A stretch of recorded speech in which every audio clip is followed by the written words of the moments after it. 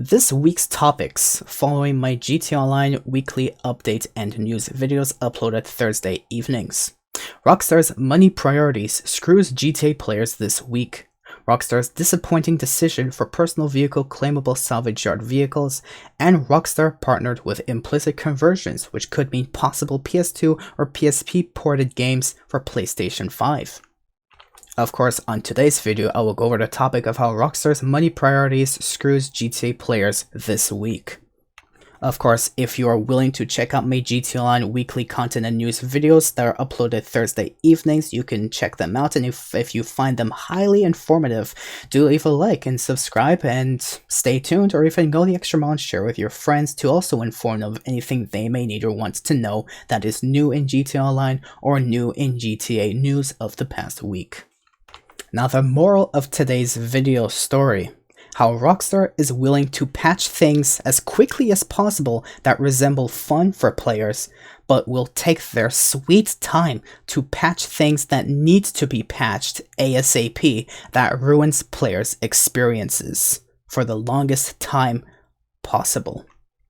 And if you are new to the channel or have kept up on my videos relating to such things as this, and you do not know how Rockstar has found a way once again to screw GTA Online players, well, I hope this video will re-clarify to you Rockstar's intentions for helping themselves. Before I get into that though, I'd like to bring up two major points. I have released, first of all, a community post asking members if they would much rather see these kinds of videos of all topics put into one video, or if I should spread these topics out and upload them all in one day, or if I should upload each topic of each video every day after. In which at first the first and third option were tied, but then soon after the third option became the victor. So thank you for voting, and I will do my best to stick with this decision for you guys.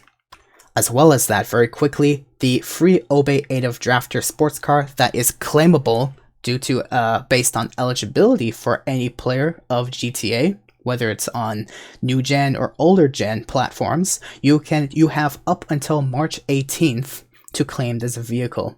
Otherwise, you will not be able to claim it for free when Rockstar makes it free for eligible players who have claimed it. Now, the main topic of this video.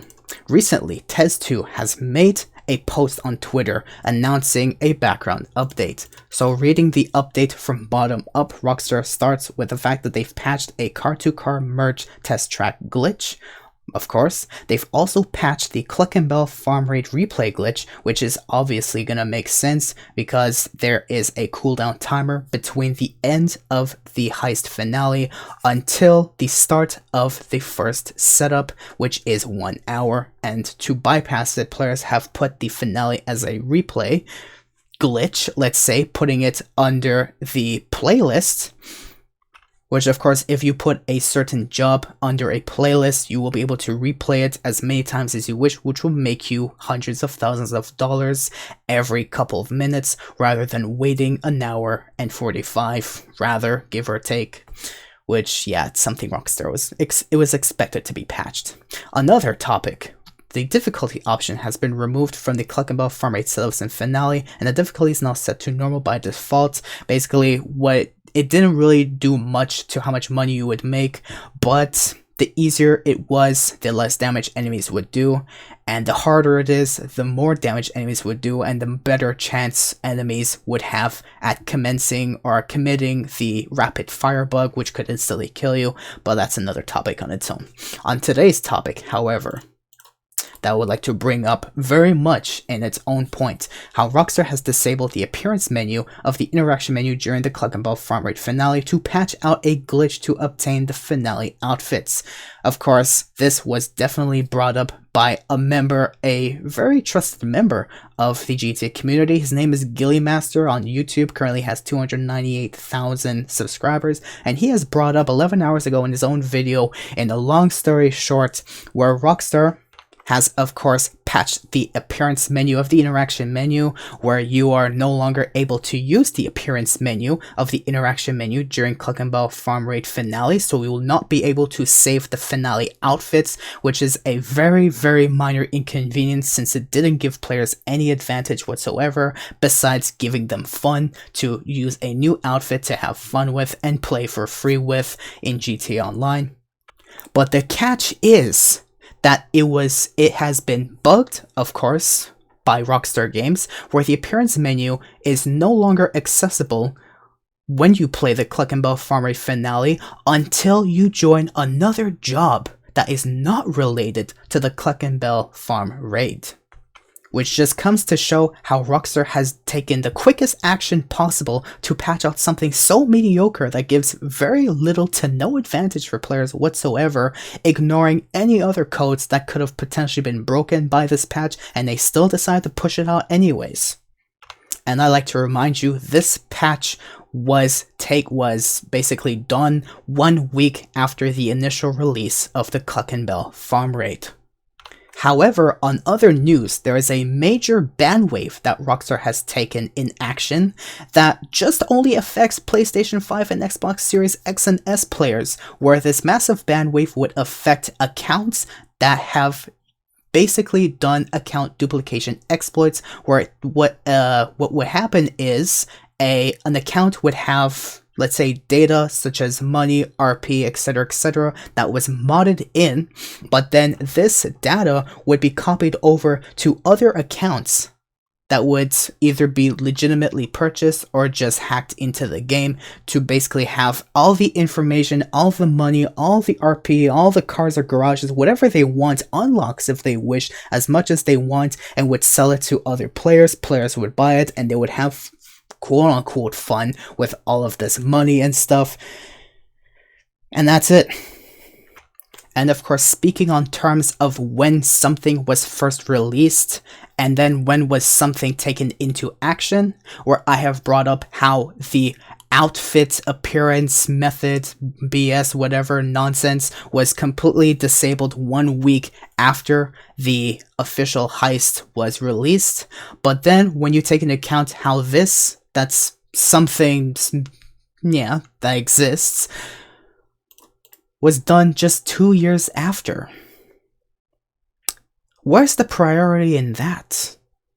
And to add salt into the wound and then top it off with bacon and a small cherry on top, as well as getting these accounts suspended in this massive ban wave for these specific platforms, Rockstar sends this message saying that you've been banned from using Rockstar Games online services or are not permitted to enter GTA Online permanently. If you are a GTA Plus member, you will need to manually cancel your membership by visiting the store. You will need to manually remove or cancel your GTA Plus. Of course, this comment definitely relates to how I'm feeling. But now, how would any of this be relevant to the moral of the story? Well, here's something so mediocre that gives a player nothing advantageous besides giving them something fun, or giving themselves something fun to play around with, that gets patched within a week.